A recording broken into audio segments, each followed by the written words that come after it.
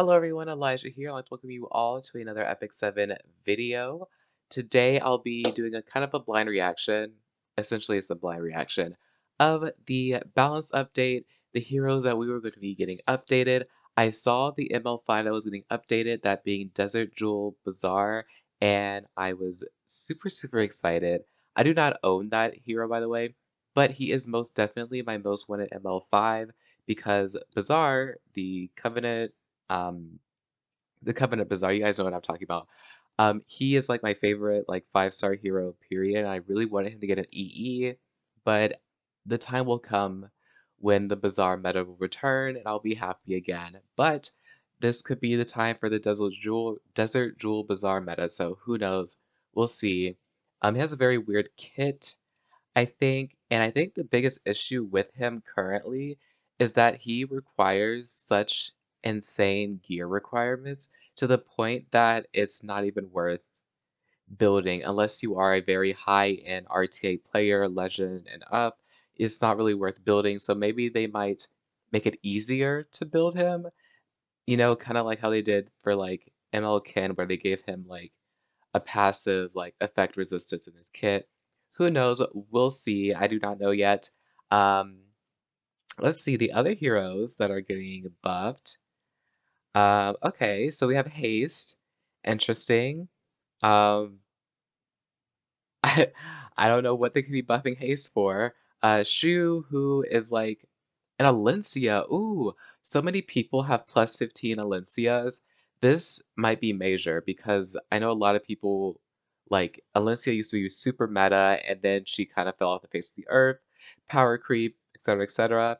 I do not know a single person that actively uses Wondrous Silk other than for like I don't even know what anybody would use her for. Like she's used for nothing.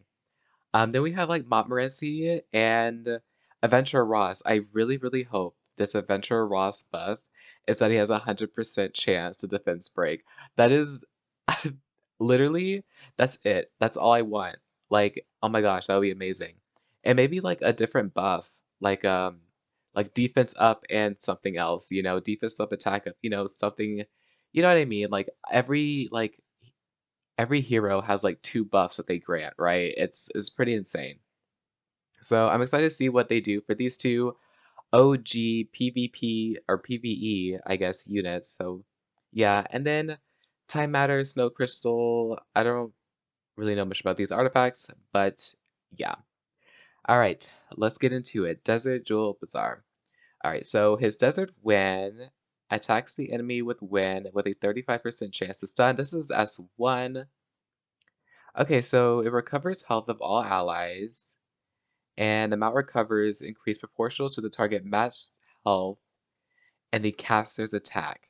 So they're still just holding on to Desert Jewel Bazaar having like this whole like healing based off his attack. Kind of weird, but it's whatever. Soul Burn.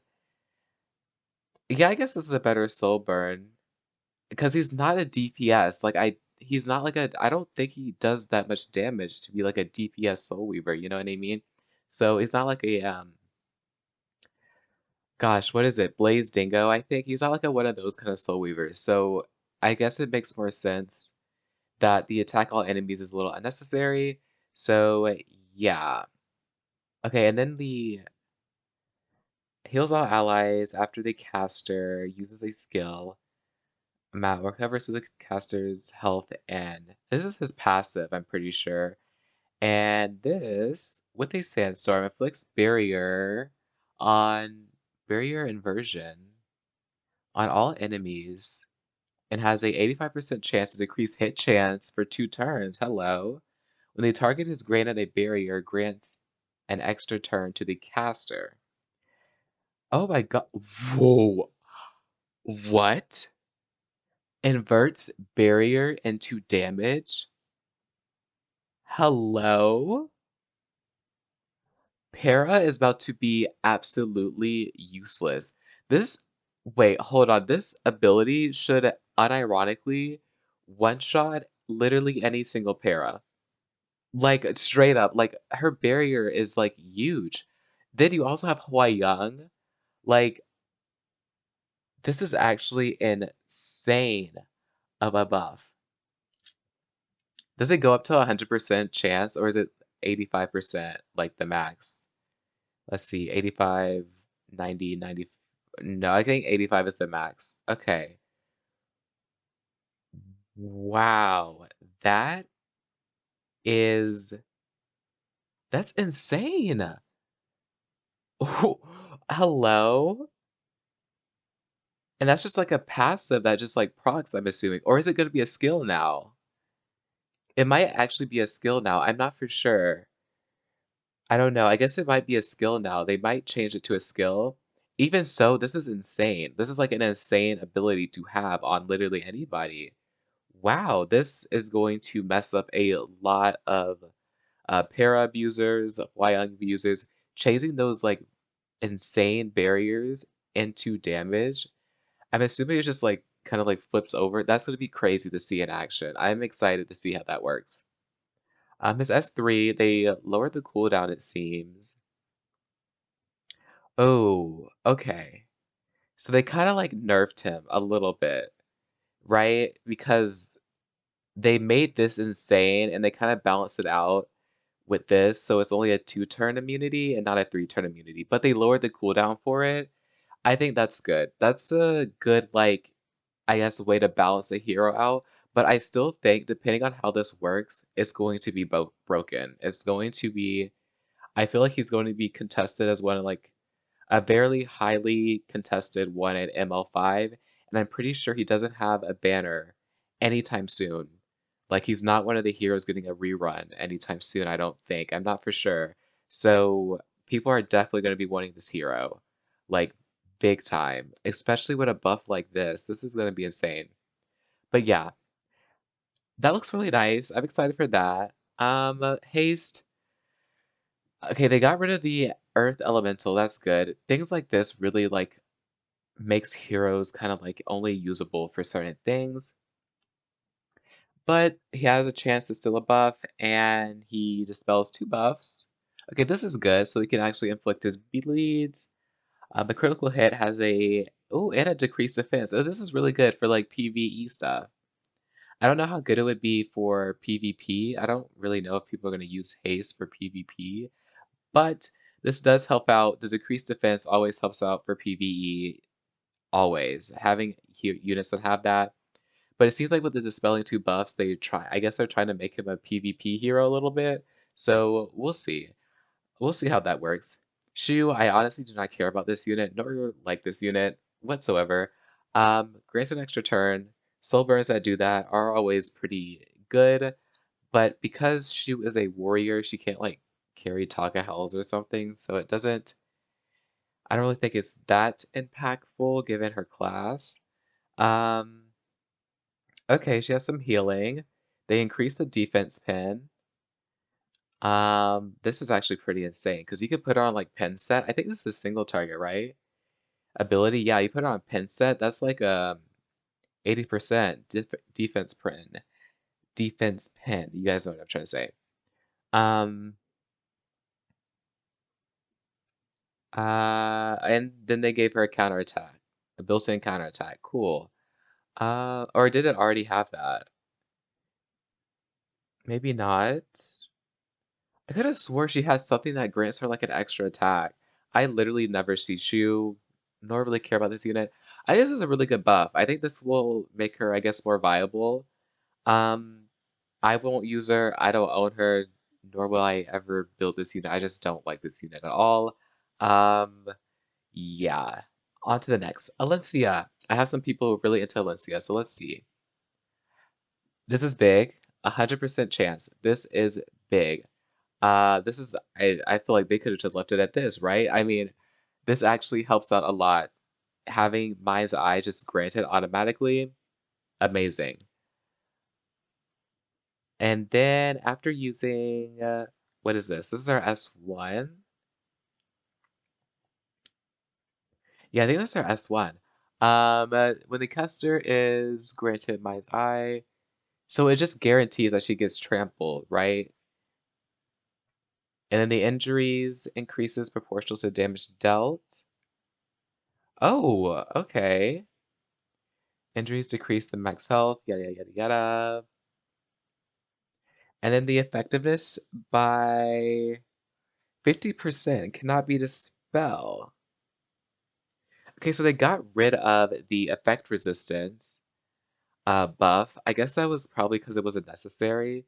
You know, it since this is undispellable and it's granted at the beginning of the turn, I guess as long as you're not going up against somebody who has unbuffable, you will have it no matter what. You know what I mean? So, right, this is undispellable, right? I'm pretty sure Maya's eye is undispellable. Okay, yeah, it cannot be dispelled. Yeah, and then she like grants it. So all she has to do is, have that turn one, right? At the start of her turn, get that, and then she's good. And then this is her S3, increases combat ranges of the caster. Okay, so this is allows her to lap through and gets that extra turn in, I suppose. I guess this is good. I guess this is a really good buff. This actually makes her, I feel like this being,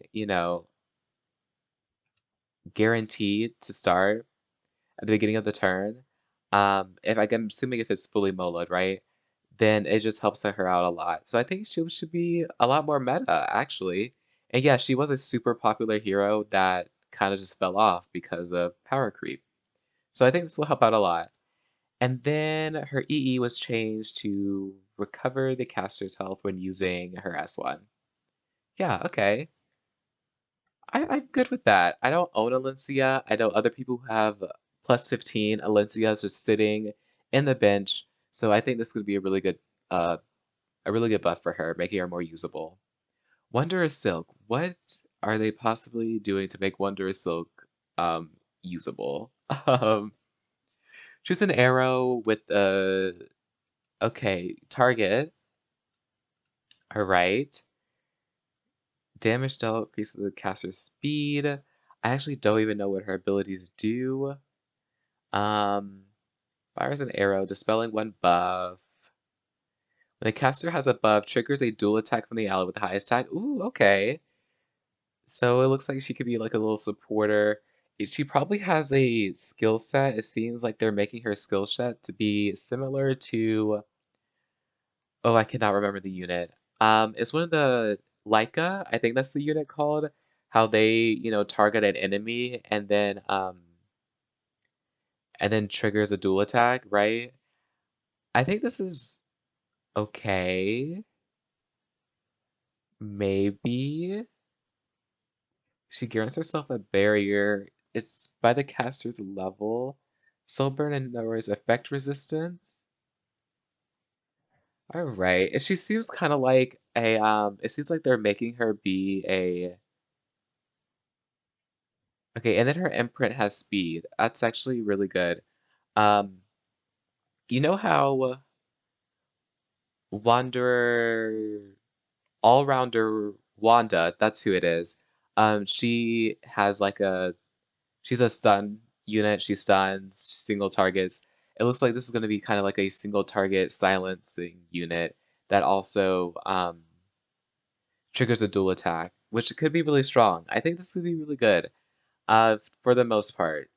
I think it'll be very niche, but still usable. I feel like before Wanderer Silk actually couldn't be used in anything, actually, because I don't think anybody would ever use her. So I guess this makes her more usable and good, I suppose. We'll just have to see. I don't plan on building her, but we'll have to see. The increased speed and her input release is actually really good for her, especially given you want her to be fast, right? You want her to go pretty soon. And then her EE was changed to increase the effect chance, so then it has a 65% chance to increase target, which isn't that high. 100% would have been better, like if this was 85 and then the EE made it 100. But I guess it's fine. I guess it's fine. I'm sure there's some Wanderer Silk lovers that are going to use this. All right, let's go to Marantzy. I actually don't think this matters, so we're going to go straight to her specialty change. Yeah. So they increased her sleep chance, which, I mean, Okay. I don't really think this is much needed. I guess it'll help out a little bit, but yeah, dispel two debuffs from an ally before recovering health and granting immunity. Oh, this is actually a big deal. It may not seem like a big deal, but the issue with Montmorency, um, and a lot of certain like niche PvE things, is that you couldn't heal if they put unhealable on you, right? So you could cleanse the unhealable, but you don't get the heal off, right? And dispelling the debuffs before granting the heal is actually really good. I'm assuming I'm reading this right, correct? Earnest prayer. Ooh, she has an increase. Was that always there? I did not know she did that. It shows how much I use Montmorency. When attacked by an enemy that is not an elite or boss monster, when more than one damage reduction effect. Okay. Yeah, this is dumb. This is 100% like not needed. But this is good. This gives her some like damage reduction, right?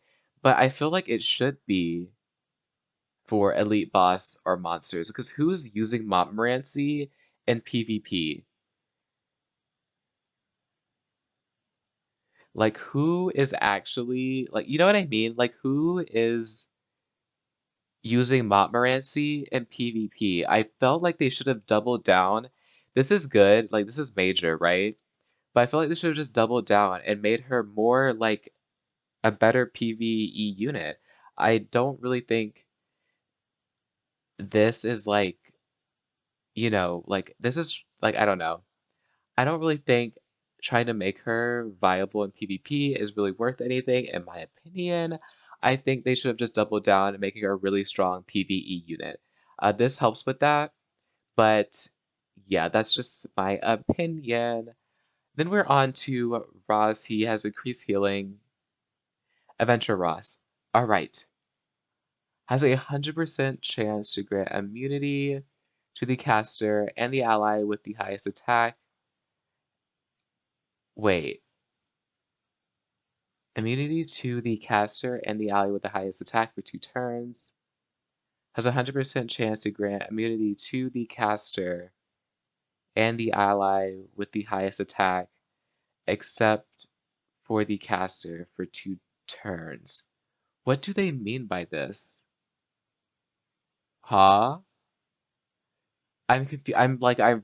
It's like the same thing but different. What? The ally with the highest attack, except for the caster, for 2 turns when using. I don't know if they're trying to say that now Adventure Ross's S2 will essentially like only grant him immunity for 1 turn and grants the ally immunity for 2 turns. Or if it's saying that if Adventure Ross has the highest attack, it will not prioritize him. This is weirdly worded, and I feel like there's gonna be somebody in the comments gonna be like, it's obvious, it makes perfect sense. But this doesn't, like, I'm confused. After an ally in the back row suffers a single attack, or damage suffered is 30% or more of the max health, grants a barrier to. Ooh, this is big. This is actually big. Ooh, this is really big. I like this. This is really good. Um, Increase the amount recovered by 100% when using. I think this was using his S3, but this is really good for those of you who are doing the Abyss, struggling on the Abyss stuff, right? This is really good for that. Having that one, like your Terranor Guard or whatever Abyss comp you're using, your DPS, having that barrier being granted to them will help out a lot in sustaining in fights. That's once per battle. I actually don't like that. I don't like that at all. It should be like a cooldown, in my opinion. It depends. I mean, if you could stack some insane health on your Adventure Ross, it could be a very thick barrier. This is kind of making him so he can have like that built-in what artifact is it? It's Lilius's artifact that like grants the barrier at the start of the turn. But I will say another issue with Adventure Ross is just like I don't think he has that high of base speed, right? And essentially you are going to if you're gonna use him for PvP, you're gonna have to draft him into a team that doesn't have unbuffable, because obviously you're gonna put the defense buff up first and then follow up with the S2. So to grant the immunity to protect from stripping, I don't know. I feel like I guess this works out. I think this is really good. I just think that you just have to be very mindful if you're going to draft him into a PvP situation. This doesn't make sense. I don't know. I'm trying to figure out, as maybe because I just woke up, I'm still trying to understand what changed. 100% to grant immunity to the caster and the ally with the highest attack for 2 turns. This is literally, I'm pretty sure I'm right. This is literally only saying that if Adventurer Ross has the highest attack, it will not prioritize him, right? Is that what they're saying here? Like I don't know. Maybe you guys could explain that to me in the comments. I don't get that. It doesn't. I'm a little confused. Time matter. Increased damage dealt by 12% when attacking.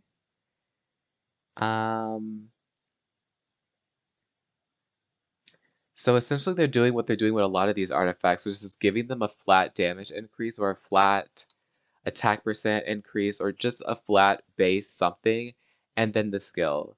So I guess this will make it, I guess, somewhat usable. Um,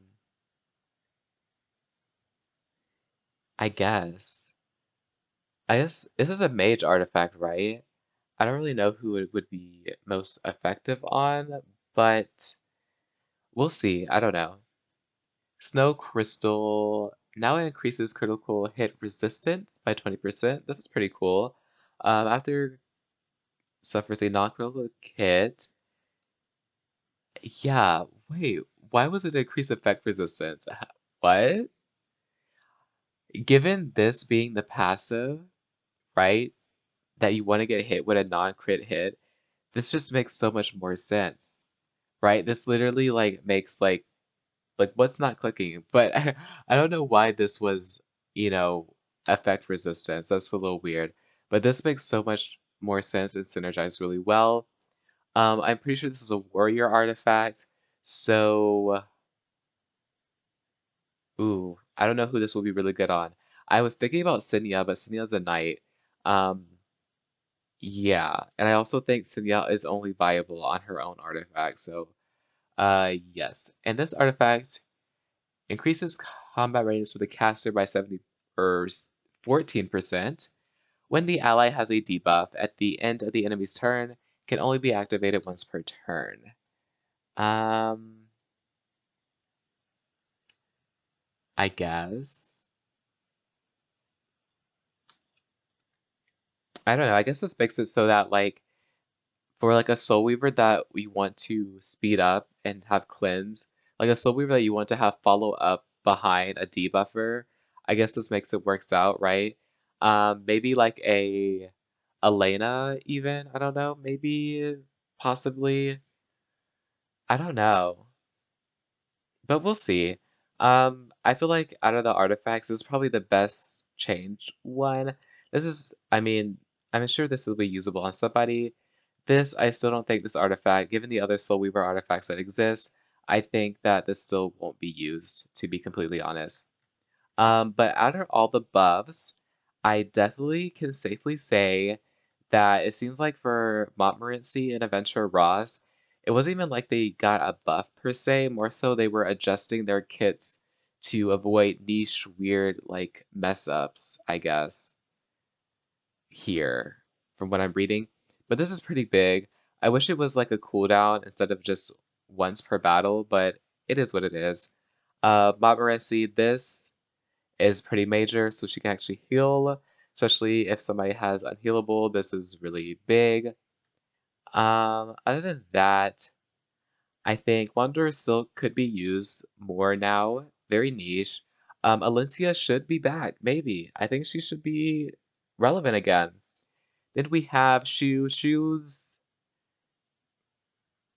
Yeah, I don't care about this unit, but if she becomes meta, it's just going to be another unit that frustrate me.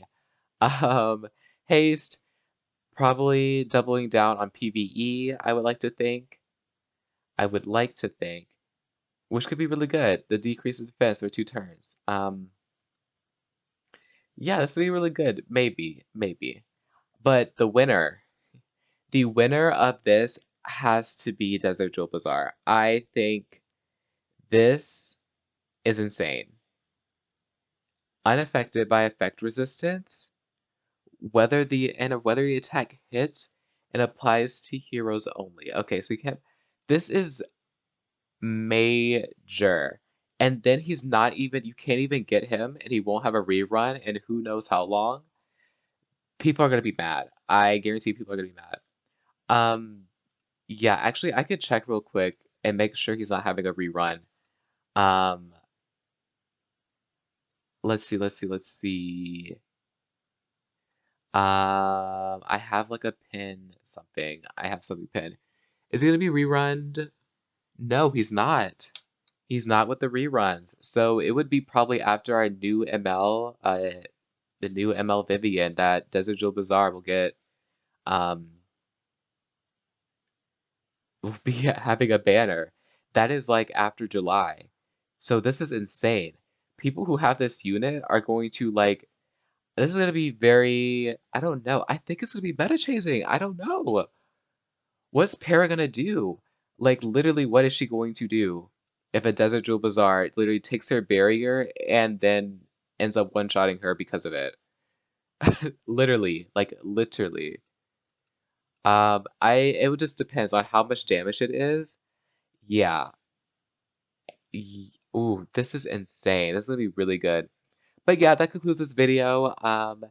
Let me know what you guys think about this, because I think Desert Jewel Bazaar is gonna be insanely good now because of that buff. Is there any comments?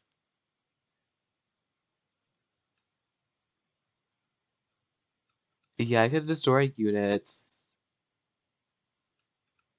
Yeah, good counter pick. Yeah, that's what I'm saying. Like, he seems like a really good counter pick here.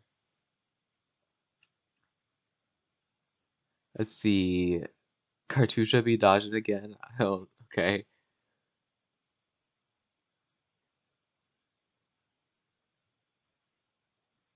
Yeah, let's see.